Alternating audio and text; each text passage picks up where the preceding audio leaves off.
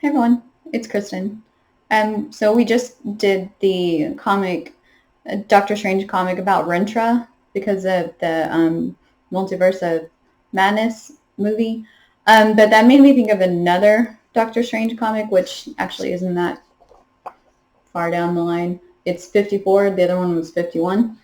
And this is where he actually faces Eternity and the Ancient One. So if you ever wondered who would win in a battle against Doctor Strange and the Ancient One, this kind of answers that. So for those of you who don't know, Eternity is like the embodiment of the universe, and the only being higher than him would be the Living Tribunal, which is basically the embodiment of the multiverses. So that's like a simplified way to put it.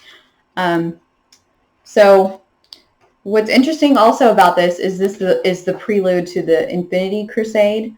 Of course, the Infinity Gauntlet everyone knows about because of the movies, Thanos and his quest for the Infinity Gems. And then the second part of that is actually the Infinity War. And the third part of that is the Infinity Crusade, which I will explain all of that at the end of this comic, and then it'll make sense. So I don't want to give it away before you basically read this comic. So anyway, so Doctor Strange is, keeping an eye on his universe, on Earth, and he's like, we beat Thanos in the Infinity Gauntlet. We went through the Infinity War, but somehow I feel like this isn't complete. Somehow I feel like, we're missing something. Like the curtain of the third and final act waits to be raised. So this is like the prelude to the Infinity Crusade. And he sees in his orb, using the, Eye of Agamotto. Well, it's called the Orb of Agamotto. So apparently it shows him more than just time travel and stuff like that.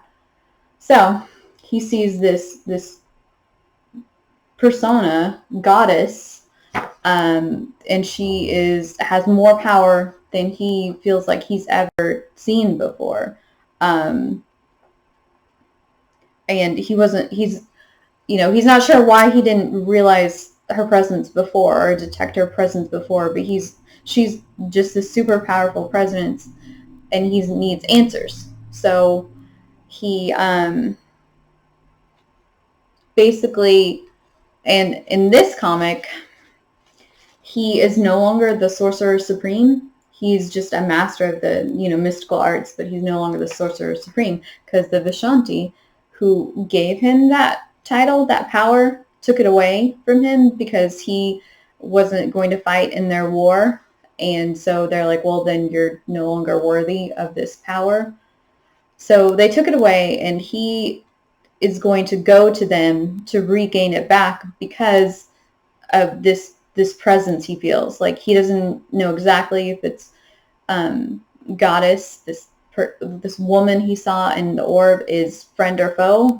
He feels like he will need all of his powers, just in case.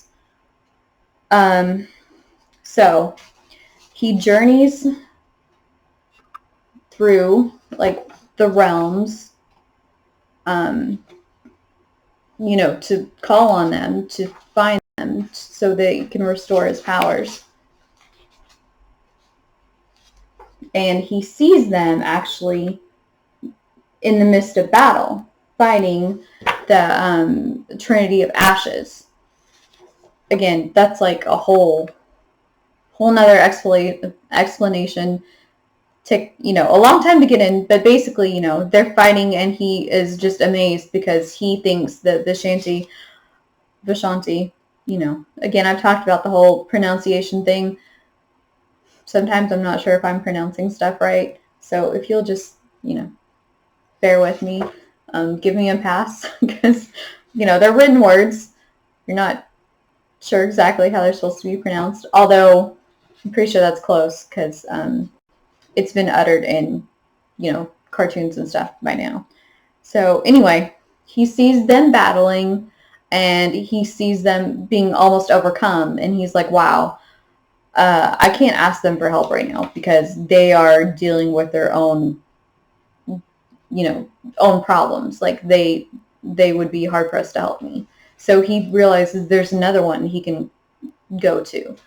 So he goes through all these trials in order to get to this other person that he knows can help him, which happens to be Eternity. And basically he sees things and stuff that would drive a lesser magician mad, basically. And he makes the final push through the portal and comes into Eternity's presence, which I think it's really cool how they drew this character. Basically kind of like space, and he has, like half a face, like, here's the sun or a star, and kind of the other eye is kind of like a moon. I just think it's a really cool way that they drew him. So he says, I know I'm not supposed to speak. Mortals are not supposed to speak in your presence, but, I need your help. And Eternity says, it's not that I need the approval of mortals, like they're beneath me, but it's that mortals wouldn't tell me anything I don't already know, because he's like all-knowing. And Strange says, well, I need answers about this goddess that I saw. I need to know if she's, friend or foe, or if she's, the person who I fear. And he said, Eternity says, well, I know who she is, but it doesn't concern me at all. Like, I would not help the Shanti, and their battle requires, which is being fought against like multiple dimensions and areas. So why would I care about your little one-dimensional problem, basically? And then Doctor Strange also demands his powers back from Eternity. And he's like, well, you overreach, Doctor Strange. Because, actually he calls Stephen Strange. Because, anyway. He deprives him of the respect of being called doctor. Because usually when people have a doctor in front of their name, it's more of you have more of this sense of respect, more of this sense of awe. And so he just calls him Stephen. He's like, Stephen Strange, like, you're nothing to me. You don't deserve my respect. So he demands his powers, and he's like, you overstep. Who are you to ask that of me? And then Doctor Strange, being, arrogant, and he is arrogant, he says, I challenge you. Like, I challenge you to a fight. If I win, you will take me, you will at least take me to the goddess so I can have my questions answered. And he's like, Eternity said, well, you intrigue me. Like, I have never had anyone else. And Doctor Strange is actually only the second mortal to be in Eternity's presence at this point. And he says, you intrigue me, so I accept your challenge. But he says, I will not battle as myself, because obliterate you, basically. But there is someone who stood in my presence first that can face you. And this is where because basically Eternity is everything. And the Ancient One has died, and so he's gone back into the earth, back into Eternity. And Doctor Strange says, he has said, if I lose, you can basically absorb me. You can have my life force, all that I am will be absorbed into you. So basically Eternity has the Ancient One come out, and they fight. And Doctor Strange is kind of like secretly always wondered who would win in a fight against the Ancient One and him. And so he's kind of a little bit, I will say, excited by this prospect. But the thing is, though, this Ancient One is not the Ancient One he knows. This Ancient One is, from a time when he's much younger.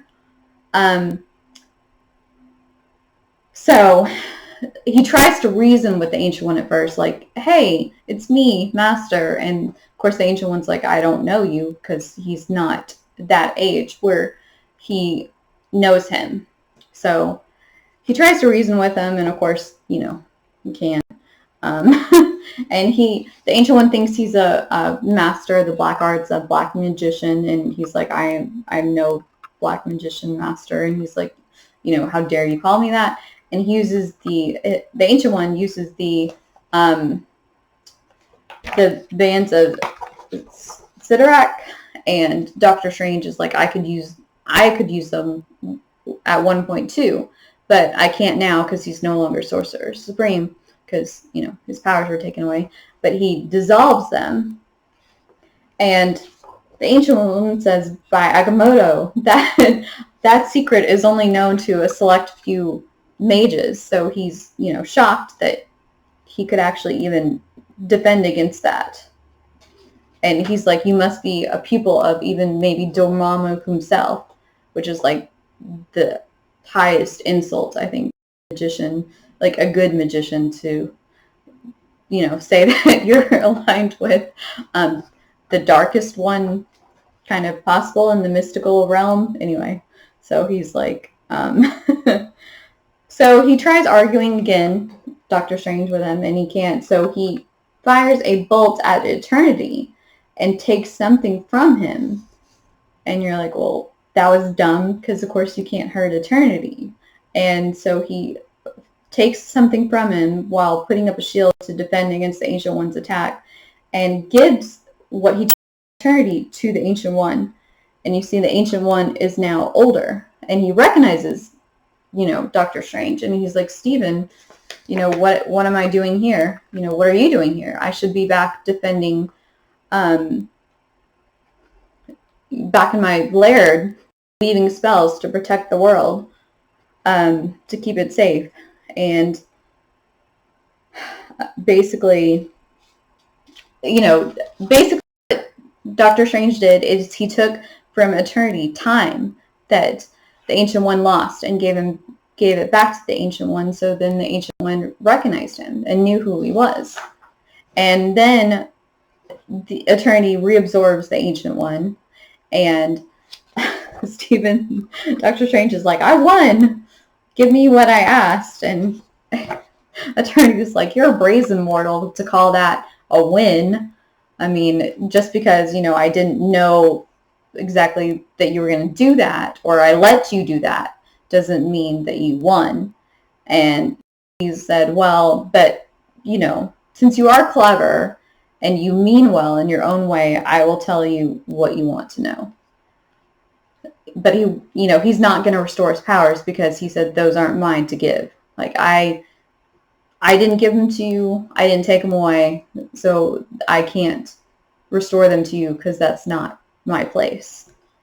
And so he shows Doctor Strange what he wants to see, the goddess. And Doctor Strange is like, no. Oh my gosh, it's as he feared.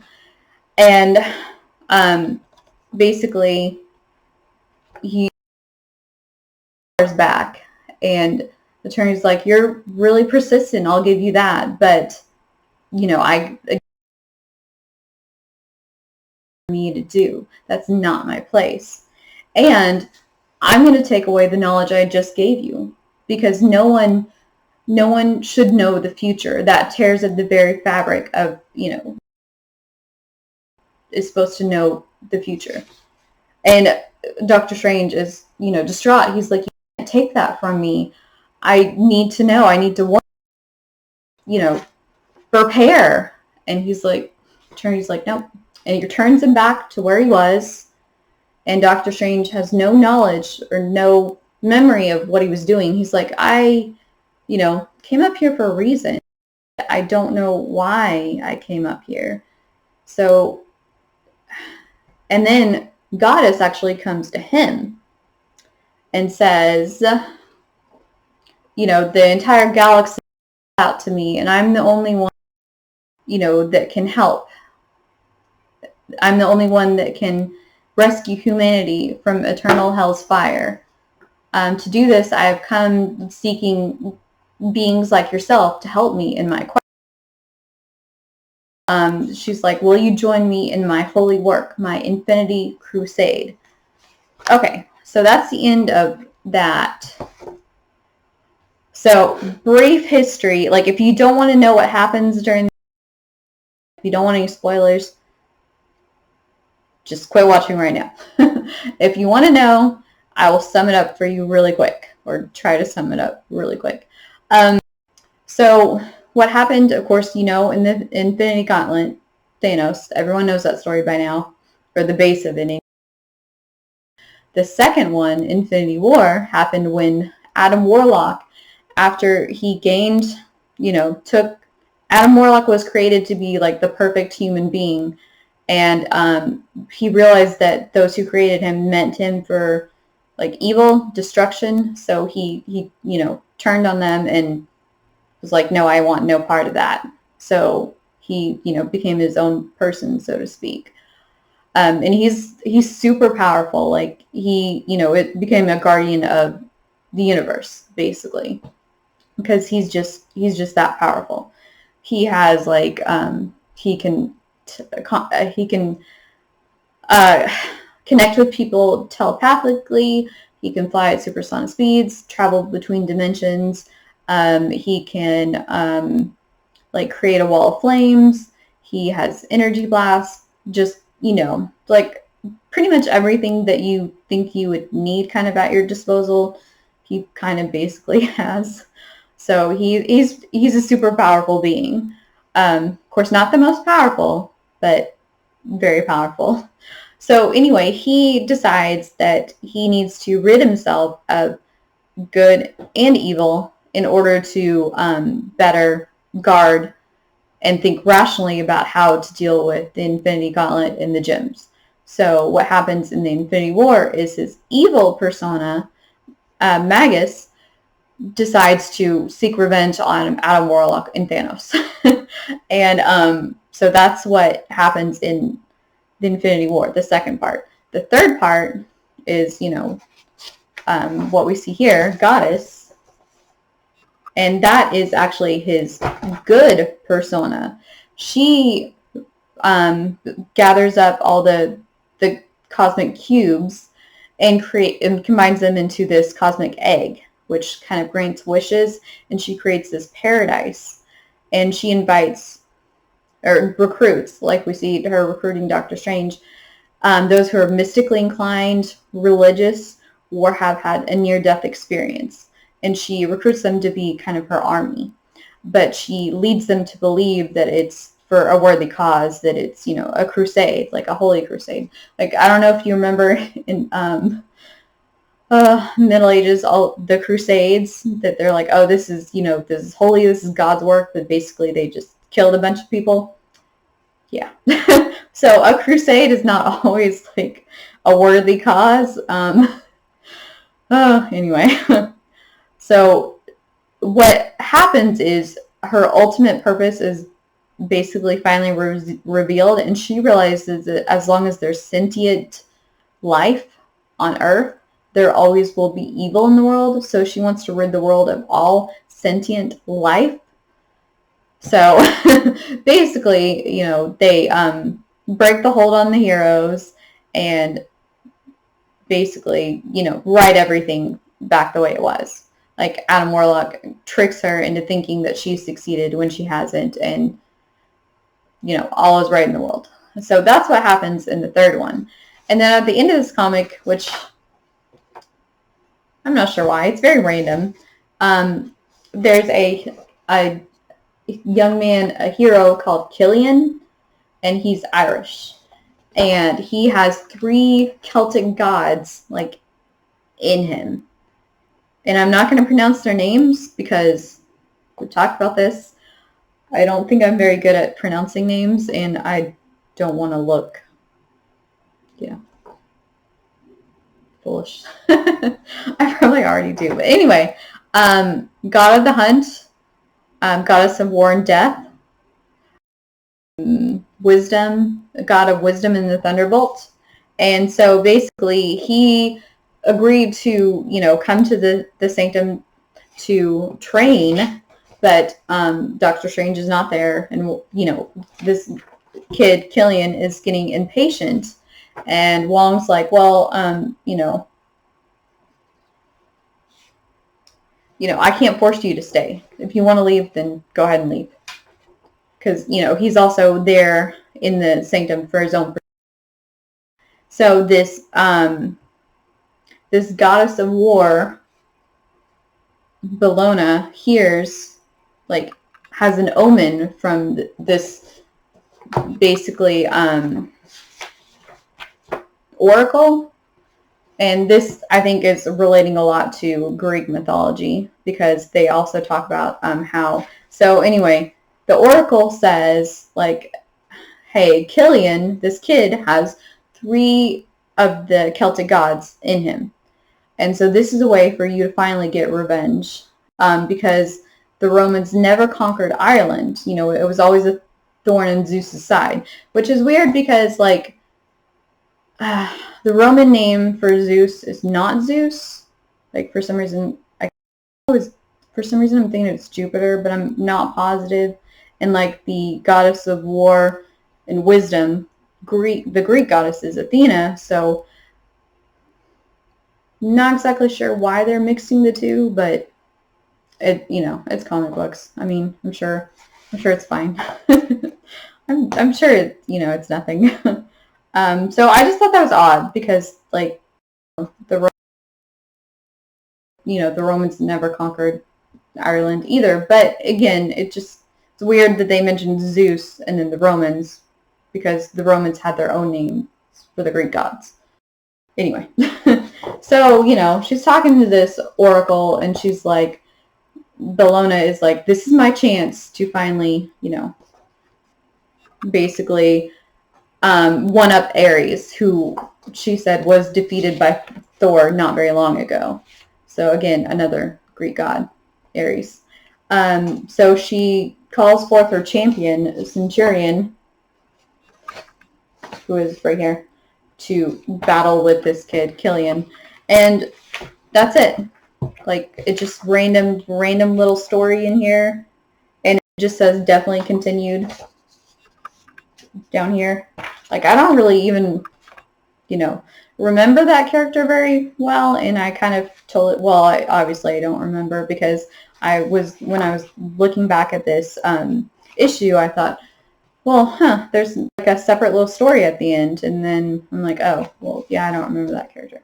Anyway, so the question of who would win, Doctor Strange versus the Ancient One, honestly, it's not really settled, because I feel like the older he is, the Ancient One, the more powerful he is, and Doctor Strange faced him as a younger version of himself. So I feel like even though he won, he didn't really win. I feel like if he was actually facing the Ancient One, in all of his power and glory, so to speak, I don't think he would win. But they have to do something to kind of move the story along, and so that he could get the answer he wanted. Otherwise, if he got defeated, then he'd get sucked into eternity, and there'd be no story. There'd be no more Doctor Strange. So anyway, I've said all along, comic books are like soap operas. There's all these stories. Sometimes there's storylines that never get resolved. You're just like, okay, well, they're just going to leave me hanging because I don't know what happened. And there's some that you're like, well, that wouldn't really happen, but it has to have something to move the story along. Otherwise, it's just stale. So, like I said, the comic books are definitely a lot like soap operas in terms of how they operate, I will say. That, I mean, I still, of course I love them because they're very entertaining, and you grow with the characters, and you grow to really love the characters, and so, of course, therefore, you don't want anything to happen to them. But you know, such as it is what it is. So I hope you join me for the next one. I actually found this really cool Doctor Strange comic, which relates a lot to the history, like our history of the world, which I was actually really surprised to see. I had totally forgotten about it and just was, whoa. Did they, of course they didn't realize that they did this, but I wonder if they at some kind of did do it as kind of a political statement. So anyway, I hope you will join me for that one. It's going to be pretty interesting. And like I said, I love history, and I rarely find a comic that kind of relates to our history. So I really thought that was cool. So I hope you join me for that one. And until next time, bye.